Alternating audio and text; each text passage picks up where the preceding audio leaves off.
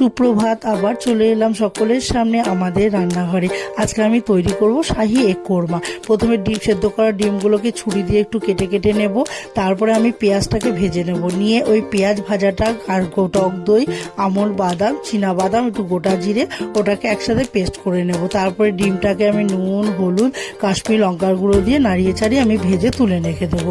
এবার ওই তেলের মধ্যে গোটা গরম মশলা, গোটা গোলমরিচ ফোড়ন দিয়ে একটু আদা রসুন বাটা দেবো, টমেটো বাটা দেবো, দিয়ে এবার পেঁয়াজের পেস্টটাকেও দিয়ে দেবো। দিয়ে নুন, হলুদ, স্বাদ মতো একটু চিনি, কাশ্মীরি লঙ্কার গুঁড়ো দিয়ে নাড়াচাড়া করে এবার ফ্রেশ ক্রিম দিয়ে আর কসুরি মেথি দিয়ে তারপর একটু জল দিয়ে ঢাকা দিয়ে রাখবো।